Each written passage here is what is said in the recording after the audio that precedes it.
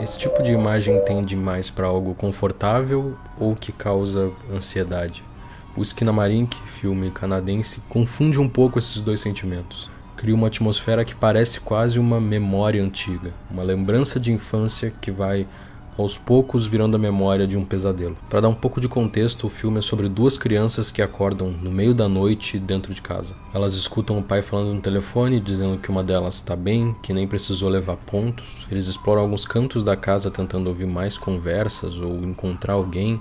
Nesse primeiro momento, a casa parece um lugar familiar, em algum nível aconchegante, até o momento em que as crianças veem as portas e janelas desaparecendo, como um sinal mais claro de que algo está estranho lá. Esperando que os pais apareçam, eles ficam assistindo TV ou brincando com os Legos que tem no quarto, até que mais algumas coisas estranhas começam a acontecer. Algumas coisas se mexem sem explicação, eles começam a escutar sons estranhos, em algum momento algo que parece ser a mãe.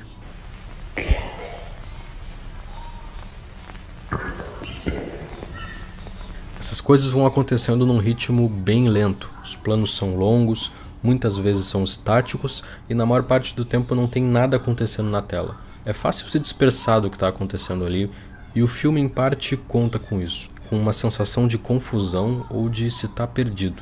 O Skinamarink vai devagar tirando a materialidade das coisas às quais a gente pensava que poderia se agarrar enquanto assiste. Não só as portas desaparecendo, as coisas trocam de lugar sem isso ser mencionado. O espaço dentro de casa não faz sentido. A gente vê eles indo em lugares diferentes da casa, mas parece impossível descrever qualquer trajetória, como se tudo estivesse mudando de lugar. O interior da casa é visto o tempo todo como cantos, bordas rígidas e objetos que parecem até abstratos, tanto que tudo aquilo começa a evocar estranheza. Desde o início, a gente também não vê nenhum rosto no filme. Aparecem coisas que lembram ou podem ser rostos, mas sempre algo distante e distorcido bastante para não ser compreensível. As crianças aparecem de costas ou como pernas, explorando aquele espaço irregular.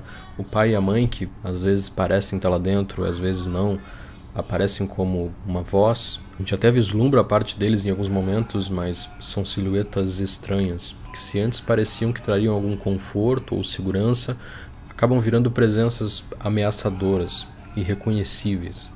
Até as legendas, que teoricamente seriam um elemento neutro para se entender o que se fala por trás das vozes distorcidas e cheias de estática por trás, aparecem às vezes quando ninguém falou nada, ou mostram frases incompletas, por partes.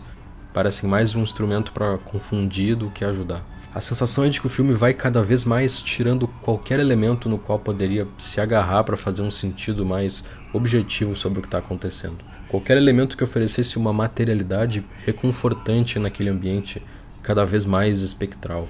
Enquanto isso, a imagem granulada mimetiza a sensação de se olhar para o escuro, sabendo que tem algo ali, mas sem conseguir identificar, induzindo o espectador a procurar na granulação da imagem e na estática do som formas ou padrões para fugir do desconforto que esse vazio de materialidade traz. As imagens e significados vão aparecendo e desaparecendo num ritmo parecido com o da luz cintilando na TV. Enquanto isso, o desenho que passa na tela pontua o que vai acontecendo no fundo. Até o desaparecimento de uma das crianças é anunciado no desenho. Elas buscam um refúgio de pensar sobre o que está acontecendo naquela tela, assim como quem está assistindo tem naquelas cenas um alívio temporário de tensão. A luz da TV parece brigar com a escuridão que tenta se aproximar delas, e em dado momento até a imagem espelha de volta o que elas estão tentando fugir. A imagem passa a dar o tom de como elas enxergam a casa e os cantos escuros dela. Nesse sentido que o filme parece tentar capturar uma sensação infantil, antiga, de se estar perdido, confuso, sem conseguir fazer sentido do mundo em volta. O que era familiar escorrendo entre os dedos e trazendo junto com o escuro o estranhamento da própria casa, do próprio quarto. Dá para se pensar aquilo como um pesadelo que a criança vive enquanto está inconsciente depois de cair da escada ou algo assim. A conversa do pai no telefone sugere isso. a mãe chorando e dizendo para ele fechar os olhos e dormir. É fácil fazer uma leitura sobre trauma também. Na verdade, depois de 1 hora desse filme, ou nada faz sentido ou qualquer coisa pode fazer.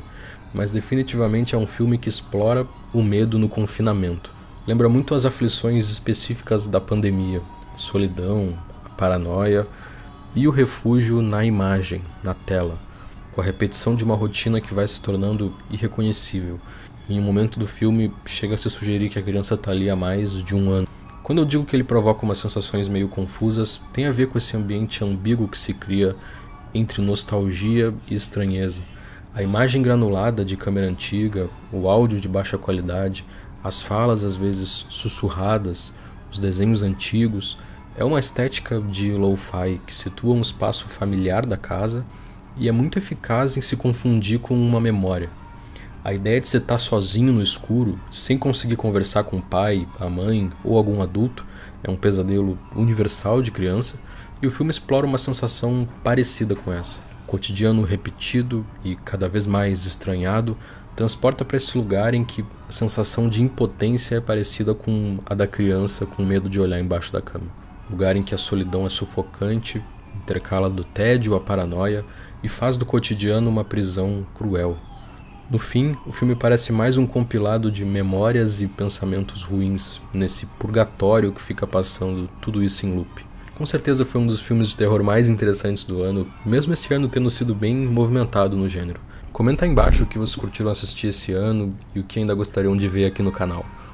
Meu nome é Otávio, esse vídeo vai ficando por aqui. Como sempre, eu gostaria de lembrar para dar uma olhadinha na nossa campanha de financiamento no Apoia-se, em grupos que a gente troca ideia, muitas ideias de vídeo vêm de lá, também rola conteúdo adicional todo mês. Não deixe de dar uma olhadinha na descrição que tá tudo explicado melhor.